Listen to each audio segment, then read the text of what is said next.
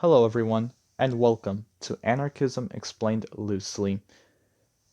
This is our first episode, and I'll basically just be starting off with the basics of anarcho communism.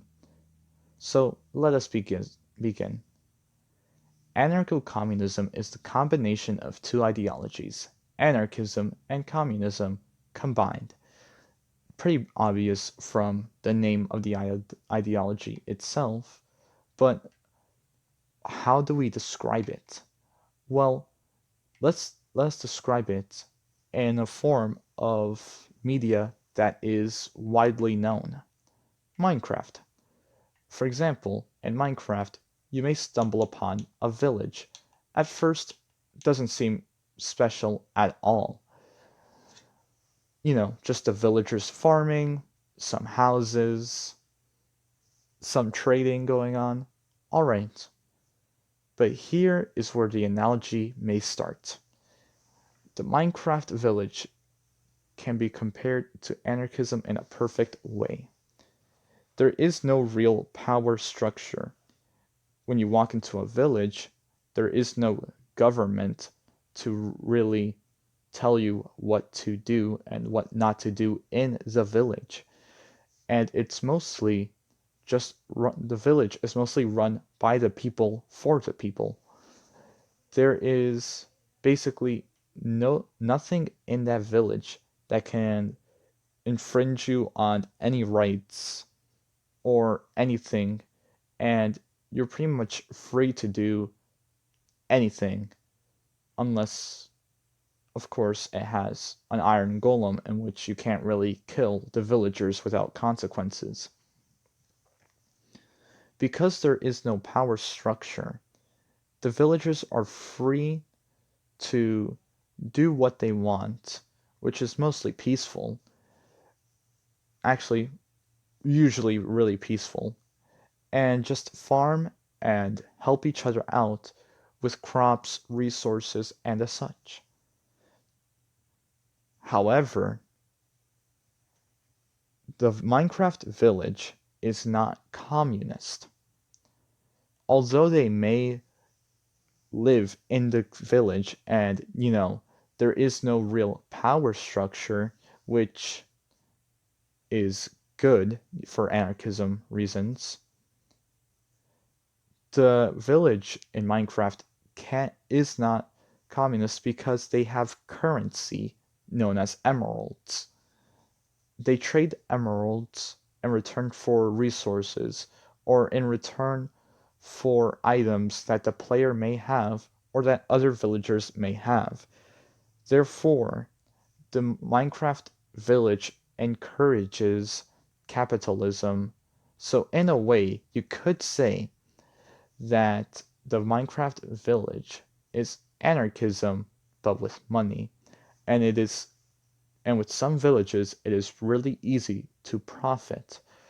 And although the village themselves have have the farms, it is only the people that work in those farms or that work in those stations that are basically allowed to have those resources without having to pay for them. This means this basically further reinforces the idea of the Minecraft village not being communist. How would we make it communist, however?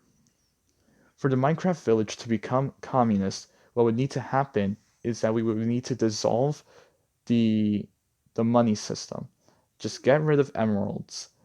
Every villager will now trade another villager or even players for items and without any real need for a currency, because the main focus of trading goes from profit based to survival based.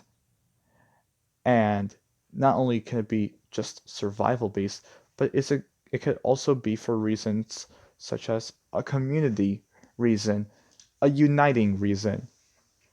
It kind of love yourself how you would love your neighbor kind of thing.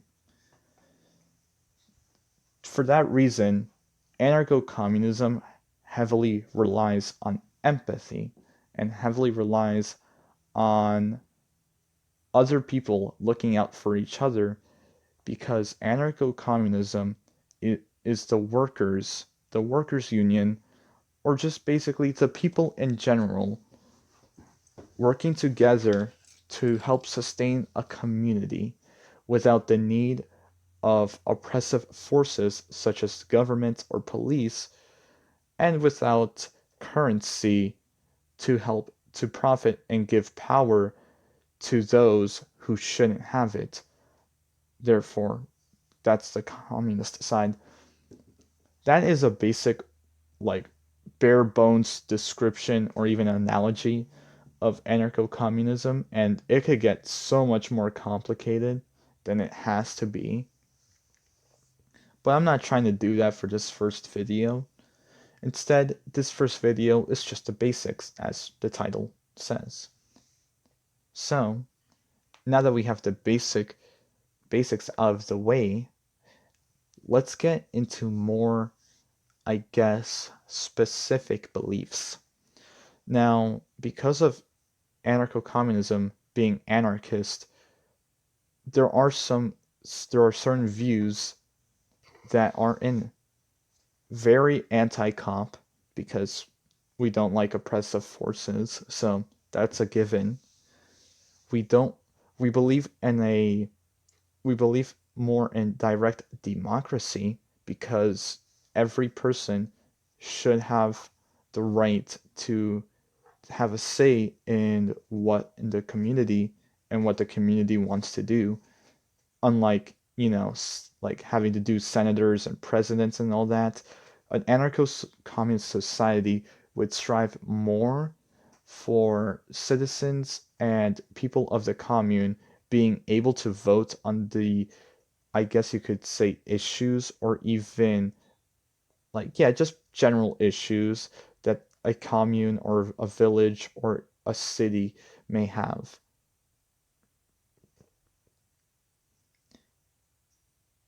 Commune it's also, sorry for the break, I'm trying to catch my breath. It also is anti-capitalist by heart, because, communism, capitalism, you already get where I'm getting at. We're also very anti-authoritarian, so any very authoritarian beliefs such as fascism or totalitarianism, any sorts of dictatorship, we pretty much, like, we protest, riot against, and all that. Now, those are some pretty basic beliefs.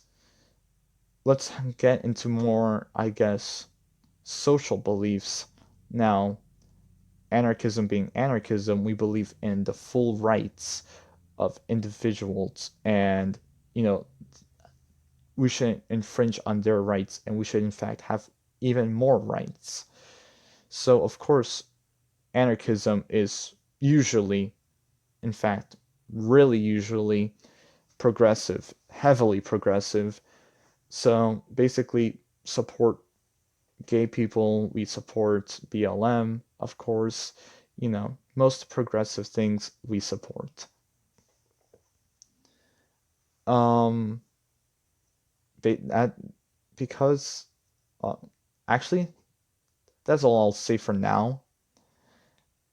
Now let's get into more, I guess, other things that I wanted to talk about, which is, since we're done talking about the basics, we should get into more, you know, like heavier, or I guess ideas in this ideology. What I'm trying to say is, looking for other sources other than me, because to be honest, I'm not the best source, but I try my best. So there's that. I suggest theory, and I also suggest YouTube channels. So I'm going to start suggesting them now. The Conquest of Bread is a must read, although it's very difficult to read at points, because Peter Kropotkin likes to, I guess, complicate things sometimes, and it kind of shows that he kind of needs an editor here and there. It's basically the most, well-known anarcho-communist book. You mentioned Peter Kropotkin, and most people know that you're talking about anarcho-communism. It's basically a really influential book. If you don't want something super, I guess, complicated in a way, and you want something a bit more laid back, simple, What is Anarcho Communism is a great book that you should definitely read. You know, definitely helps in a way for some of the newer people into this ideology to get into it. Now, here's a few channels, YouTube channels that I want to suggest. Zoe Baker, or Zoe Baker. Well, I don't know why I said Zoe, but yeah, Zoe Baker, great YouTube channel, tons of videos to see and watch, so that'll definitely, keep you entertained. I suggest Grout. I'm gonna link these channels, by the way, if you don't know how to spell it. But I suggest Grout.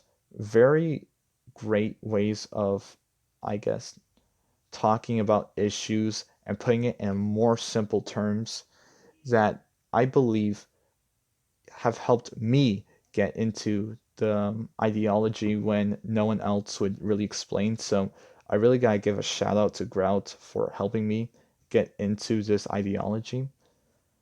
And lastly, um, these guys aren't really anarcho-communists per se. At least I don't think so.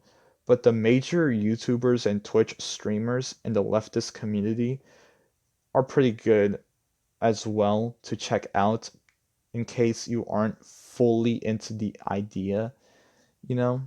So you should definitely check out people like Vosh, Hassan Piker, Hakeem, Sean.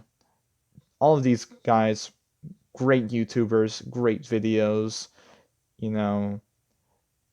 So yeah.